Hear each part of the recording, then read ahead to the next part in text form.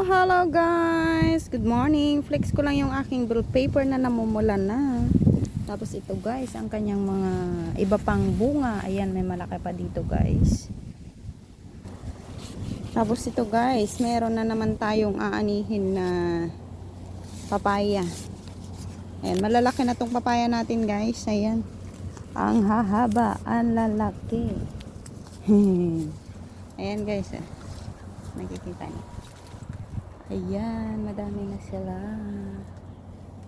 Tapos ito pa yung mga iba kong bill paper guys.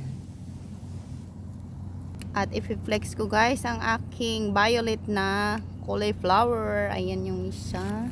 Ayan yung iba nagsisimula pa lang guys. Pero ito yung pinakamalaki. Ayan guys oh. Ang ganda niya.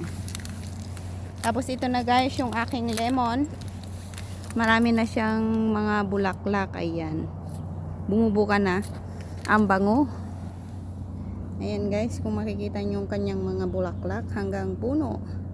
May bunga. Tapat siya ng aking cauliflower na purple. Ayan. Tapos ito guys. Ang nakakapagtaka ang aking mais. May bulaklak na. Hindi ko naman pinangarap ng bonsai na meron pala na bonsai na mais. Ayan guys, yung aking mga mais nag-start na silang magbulaklak. Ayan.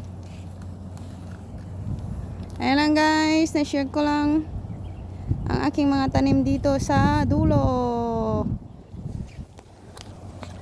Thank you for watching. Bye. God bless.